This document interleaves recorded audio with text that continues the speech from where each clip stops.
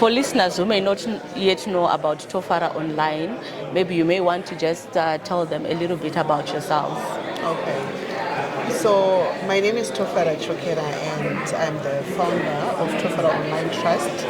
And TofaraOnline Trust is a digital skills and innovation consulting trust where we empower women, young people and small to medium enterprises with digital skills and emerging technologies for business and career development. Okay.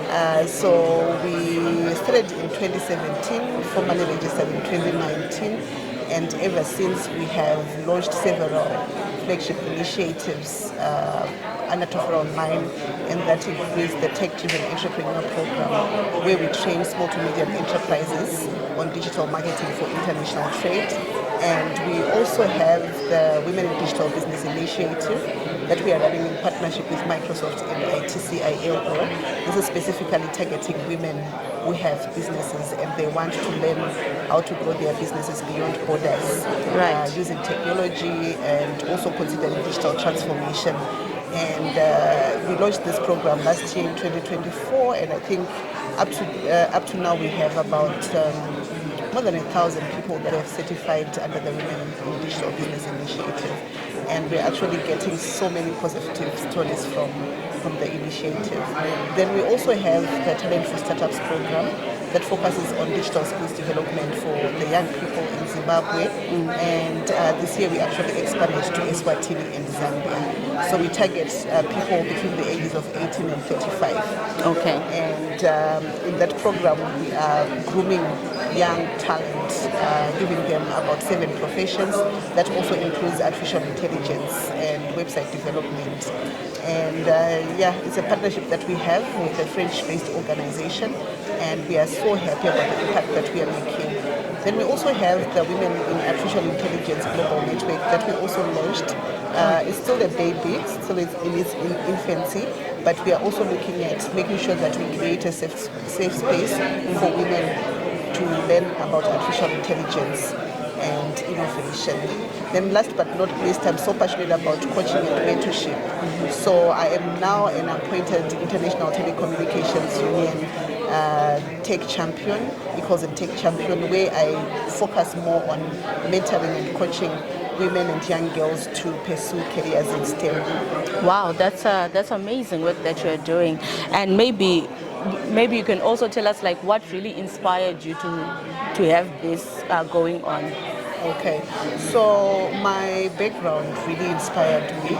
I grew up in a community where there was no access to technology or information or even career guidance. And I saw a computer for the first time at 20 when I went to university. Okay. So after selecting to do an information systems degree, I had to work for about 13 and a half years as an IT engineer. But during that time, I had the opportunity to work in the rural Zimbabwe, where I then also discovered that the communities that are similar to how I grew up are still there.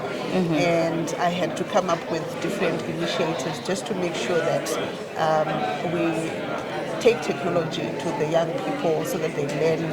I still remember the first time I had a computer, I understood that I've accessed another world altogether, a world that is full of opportunities, etc. So you wanted to open that door I wanted to open these opportunities now to people in marginalized communities, and that's how we founded TofaraOnline. But now you see that we focus also on urban areas, peri-urban, the marginalized communities, and also the rural communities as well. Ah, that's amazing. And we are at the Zimbabwe AI and Innovation Week, and I see you put up a beautiful stand. Tell us a little bit about why you are here.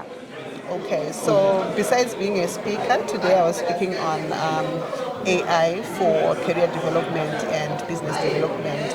But I believe such environments or opportunities or such weeks where we talk about technology and AI can help us as a nation to not only preach about AI, but to also foster the practical ways of using technology to solve community problems or problems that are in our country. So for me, it was also an opportunity to network and forge possible partnerships with different stakeholders. And also, I have met young people with brilliant innovations. Some are programming, coming up with their own AI innovations that can be adopted in small to medium enterprises. So for today, for example, I had an opportunity to talk to a guy. He's actually still at NAST. We developed an ERP which is integrated with AI for reporting.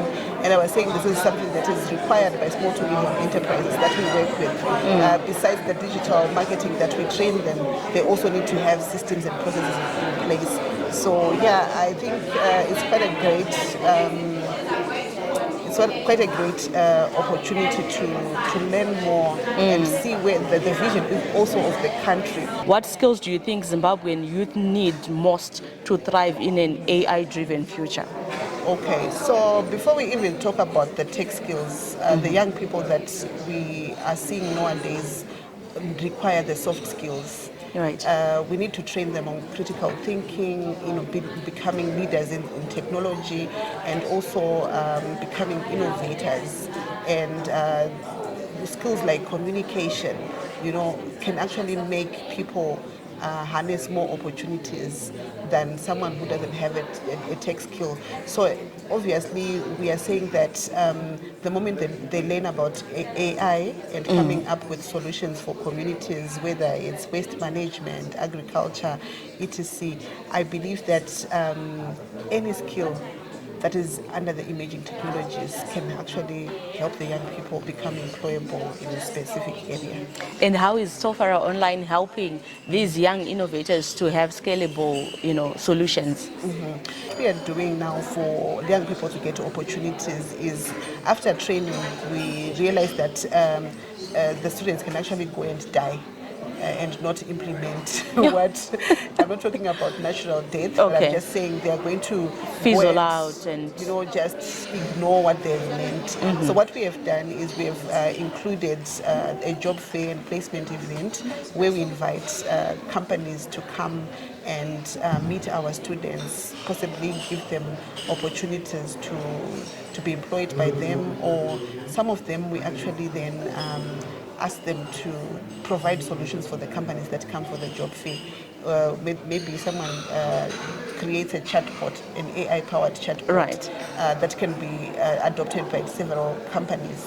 So we then invite the companies to see those innovative ideas and possibly test it and adopt it in their own company. So that is what we are doing as TofaraOnline. All right, to end this conversation, maybe what upcoming projects or innovations from TofaraOnline are you most excited about? So next year we are going to be really moving the Women in Artificial Intelligence Global Network. That right here. Yeah. So, like I said, we want the AI space to be comfortable for women.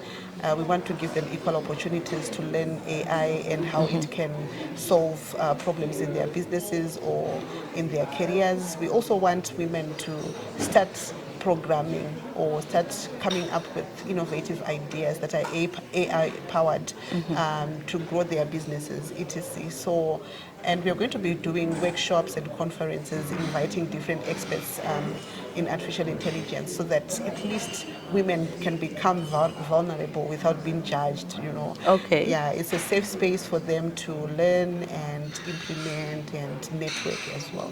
I like that idea, and we're in the 16 days of activism against gender-based violence, and this year's theme is looking at a digital environment that is safe for women and girls. And maybe as a parting shot, like, what is your hope for the next 2 to 5 years when you implement Women in Artificial Intelligence Global Network and all the programs that you're talking about? What is it that you hope to see? Okay. So before I answer that question, yesterday I created a post that I scheduled where I was telling women to identify an AI tool and copy the prompt that I had written. And the prompt had to create a picture of a woman holding the world's map and with words saying end digital violence.